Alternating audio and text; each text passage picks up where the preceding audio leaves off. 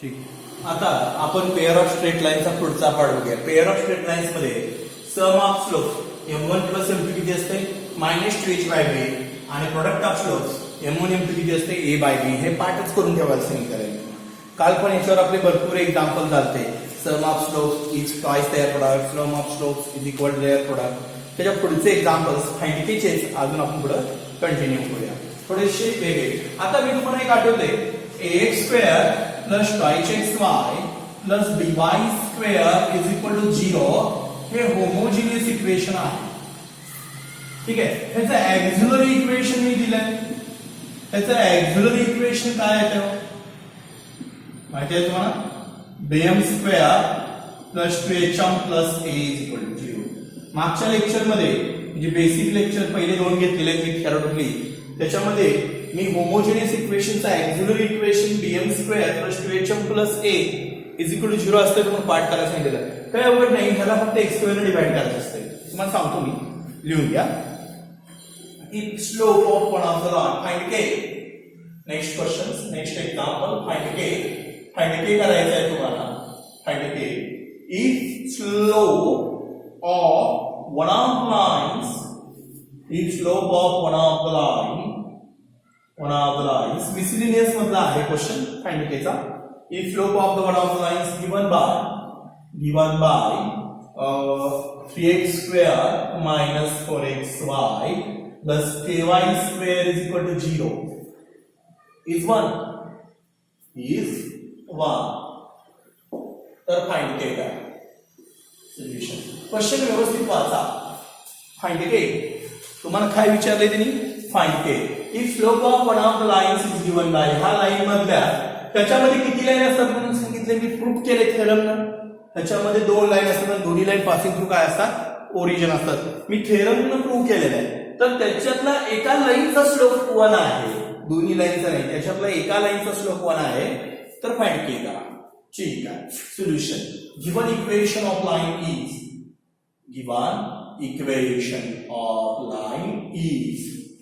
हाँ 3x square minus 4xy plus ky square is equal to 0 divide by x square on both sides. दोन्ही साइडला x square divide करा.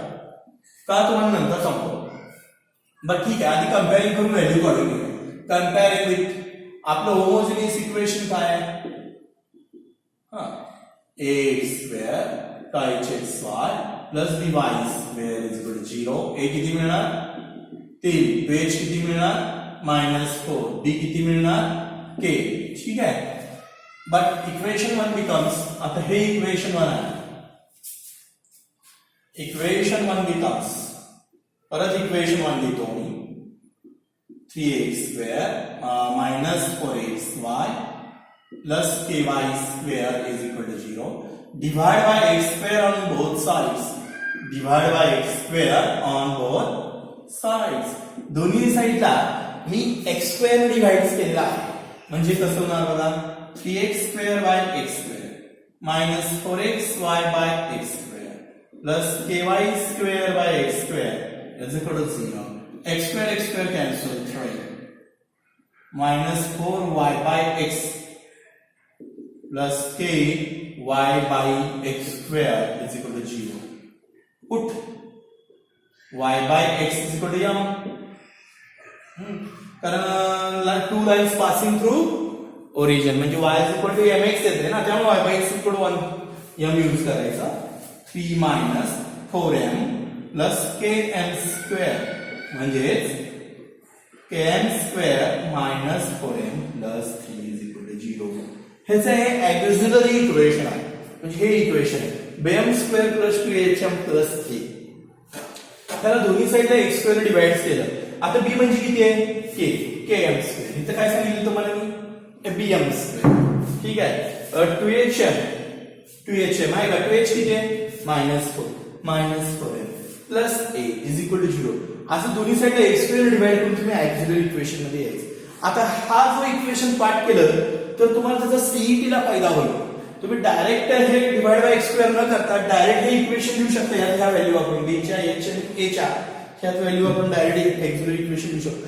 पण CET ला बोर्डला मात्र प्रोसिजरनं जायचं, divide by x square on both side. ठीक आहे. आता याच्या पुढं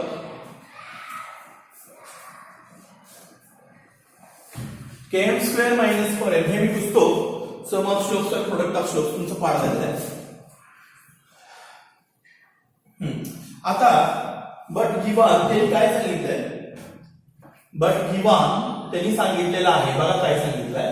but given slope of one of the line, slope of one of the line, slope of one of the line is 1. ठीक आहे. Slope of one of the given line असं म्हणतो is 1. त्यातल्या एका लाईनचा स्लोप त्यांनी मला दिलेला आहे, त्यांनीच दिलेला आहे. त्यातल्या एका लाईनचा स्लोप किती आहे? 1 आहे. म्हणजे m इज इक्वल टू 1. आता हे m इज इक्वल टू 1 आपण इक्वेशन नंबर 2 मध्ये वापरायचं. ठीक आहे. उत्तर त्यांनी दिलेलं आहे त्यातल्या ह्यातल्या एका लाईनचा स्लोप तुम्हाला माहिती आहे ना, m इज इक्वल टू 1. त्यात वापरूया आपण. Put m is equal to 1 in equation 2. m is equal to 1 आपण इक्वेशन 2 कसं होणार? km square minus 4m plus 3 is equal to 0. m is equal to 1 वापरा. k1 square minus 4 1 plus 3 is equal to 0. k minus 4 plus 3 minus 7 is equal to 0. k is equal to 1. हेच find के. काहीही अवघड नाहीये. पहिल्यांदा तुम्ही a, h आणि b च्या value काढून घ्यायचे, कंपेअरिंग करून दिलेले इक्वेशन मधनं. 3x square minus 4xy plus ky square त्याचा एक्झिलरी इक्वेशन काढायचा. एक्झिलरी इक्वेशन म्हणजे y बाय x च्या ठिकाणी काय वापरायचं? m वापरायचं. m ची व्हॅल्यू 1 ह्याच्यामध्ये वापरायचं. ठीक आहे. तुम्हाला केली होती m ची व्हॅल्यू 1 ह्याच्यामध्ये वापरली की k ची व्हॅल्यू काय करते? हॅज फाइंड फाइंड झाली की. ठीक आहे. नेक्स्ट क्वेश्चन असाच घेतो. हे सगळे मिसलेनियस मध्ये आहेत, पण फाइंडकेची टाईप आपण झालेली आहे काल, त्याच टाईपचे मिसलेनियस मध्ये. कारण फाइंडकेवर एक क्वेश्चन असतो 2 मार्काचा किंवा 3 मार्काचा. फाइंडके लिहून द्या. फाइंडके लिहून द्या. फाइंडके if one of the line is given by, if one of the line is given by, if one of the line is given by 6x square plus kxy plus y square is equal to 0 is 2x plus y is equal to 0. अतिशय interesting question आहे. थोडासा वेगळ्या टाईपचा आहे. मला अशी slope एक दिलता यावेळी स्लोप दिलेला नाहीये, तरी पण फाइंडके आहे. असू दे. फाइंडकेची क्वेश्चन कालपासून आपण घ्यायला लागलो. त्यामुळे find k if one of the line is given by, त्याच्यातील ह्याच्यामध्ये किती लाईन असतात? 2 असतात. मी प्रूव्ह केलंय. होमोजिनियस इक्वेशन मध्ये 2 लाईन असतात आणि दोन्ही लाईन पासिंग थ्रू ओरिजिन असतात. ऑब्जेक्शन घ्यायची गरजच नाही. ह्याच्यात 2 लाईन असतात, फिक्स 2 लाईन असतात. त्यातली एक लाईन दिलेली आहे 2x plus y equal to 0. तर फाइंडके करा. त्याच्यातील एक लाईन दिलेली आहे 2x plus y equal to 0.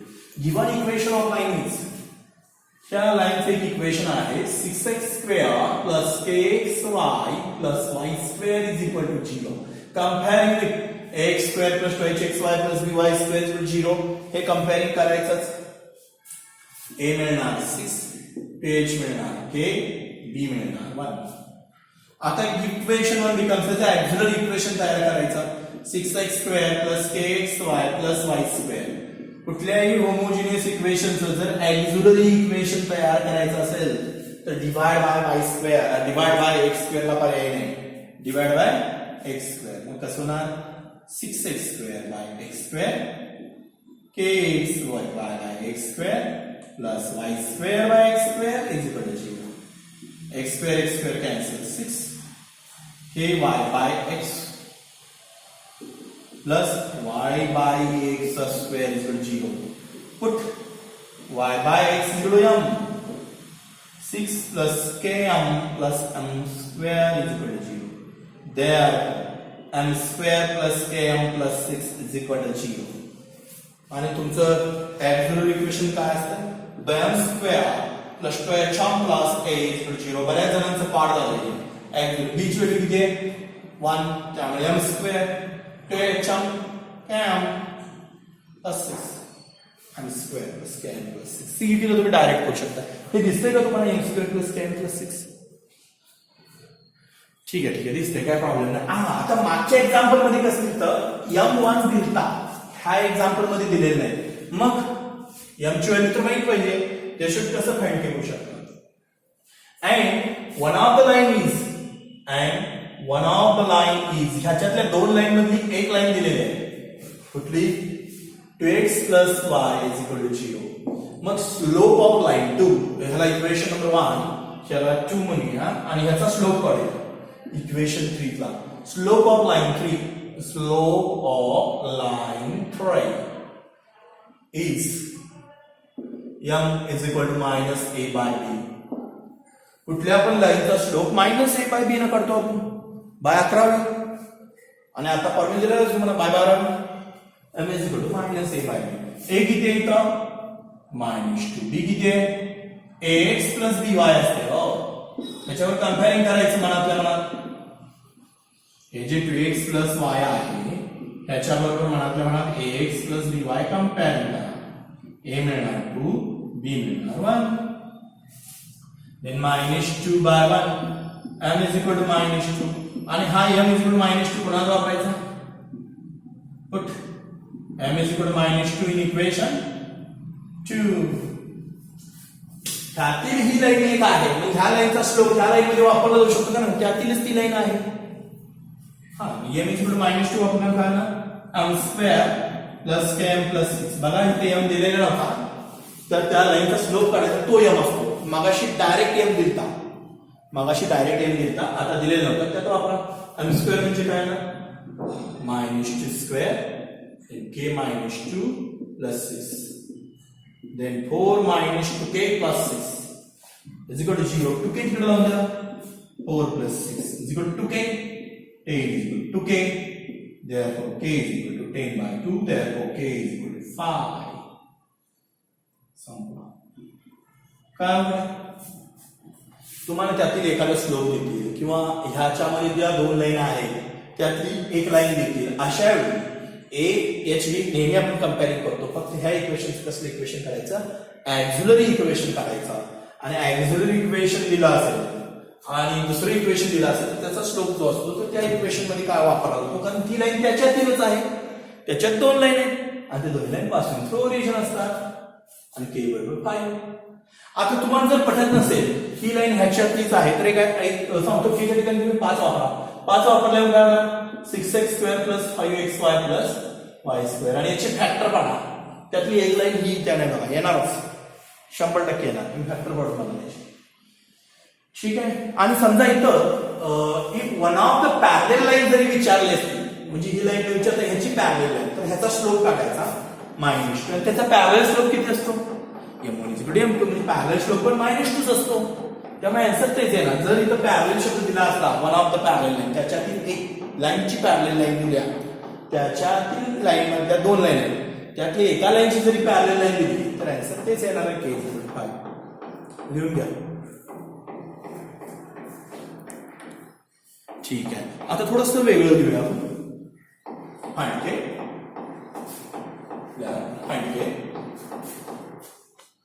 If one of the line is given by, find k. If the one of the line is given by, find k करायचं आहे तुम्हाला. ह्याच्यातली एक लाईन देणार आहे तुम्हाला मी, 3x square minus kxy plus 5y² is equal to 0 and is perpendicular to the lines and is perpendicular to line. याची perpendicular line 5x plus 3y is equal to 0. अतिशय इंटरेस्टिंग एक्झाम्पल आहे. बघा, find के तर करायचंच आहे तुम्हाला, 3 mark आहे. One of the line is given bye, ह्याच्यामध्ये दोन लाईन असतात, थेरम आहे आपला. ह्याच्यामध्ये किती लाईन असतात, 2, आणि दोन्ही लाईन पासून थ्रू ओरिजिन. पण ह्याच्यातील एका लाईनची परपेंडिक्युलर लाईन ही आहे, ह्याच्यातील लाईन नाही. ह्याच्यात दोन लाईन आहेत पण त्याच्यातील जी लाईन आहे त्याची परपेंडिक्युलर लाईन ही दिलेली आहे, 5x plus 3y. ती लाईन दिलेली नाही. ह्याच्यामध्ये ज्या दोन लाईन आहेत त्यातल्या एका लाईनची परपेंडिक्युलर लाईन दिलेली आहे, तर फाइंड के. आता ह्याच्या परपेंडिक्युलर लाईनवरनं आपण ती लाईन शोधू शकतो.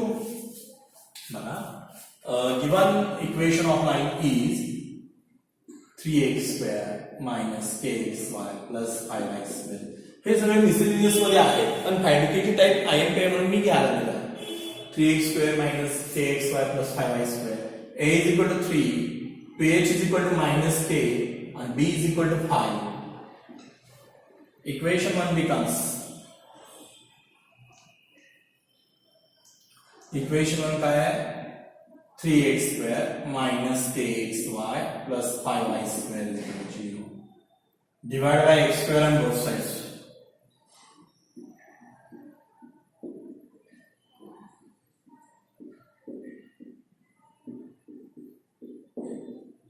x² cancel. 3 minus k y by x plus 5 y by x² is equal to 0. Divide numerator and put y by x is equal to 1. Put y by x equal to m. काय झालं सांगा? 3 minus km plus 5m². m² ची term पहिल्यांदा आली म्हणजे 5m² minus km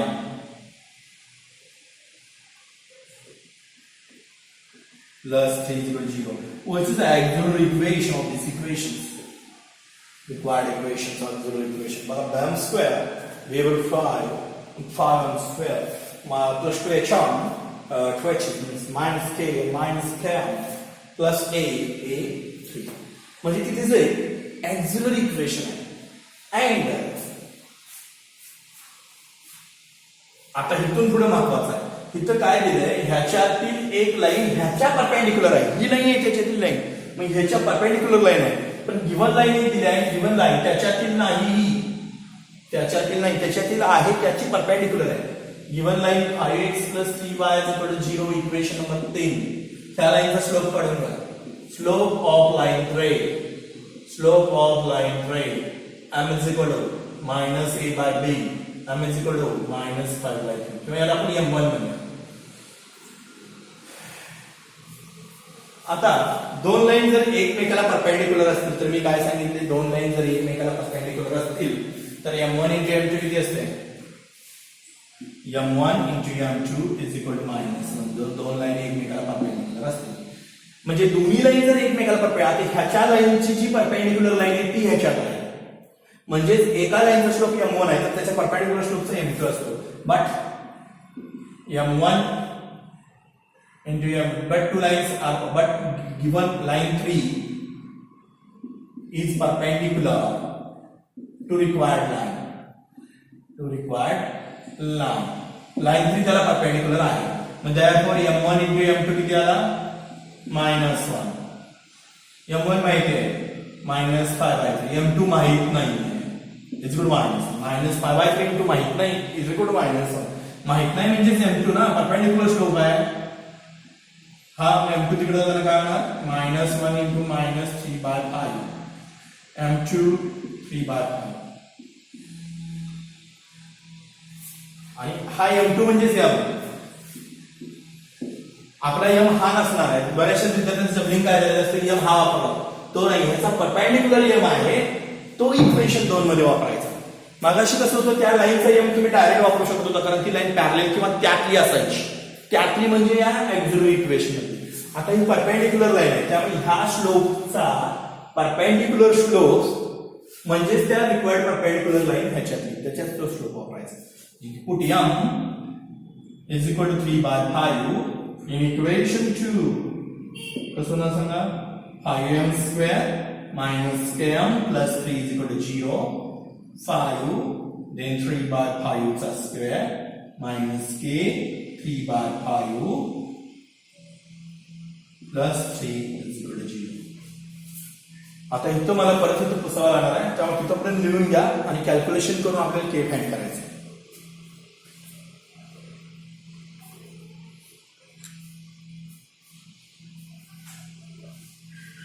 घेतलं?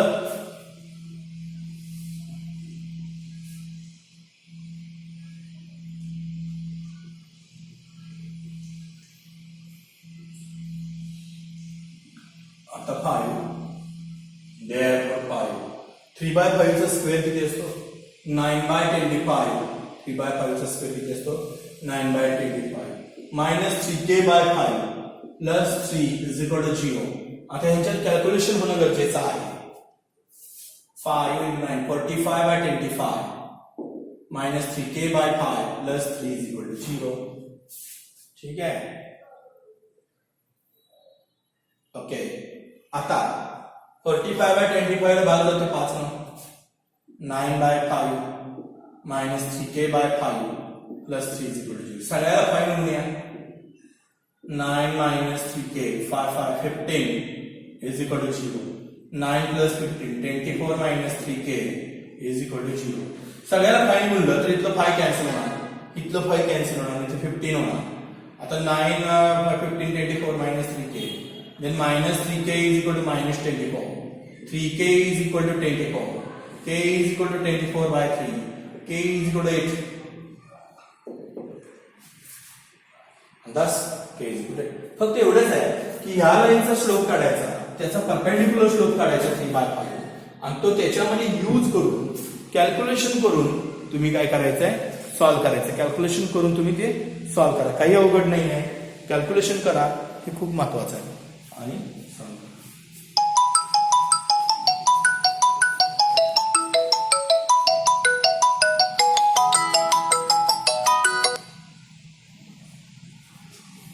ठीक आहे. आता ह्याच्या पुढचं जे लेक्चर आहे, त्या पुढचे जे एक्झाम्पल्स आहेत ते पुढच्या लेक्चरला आपण बघूया.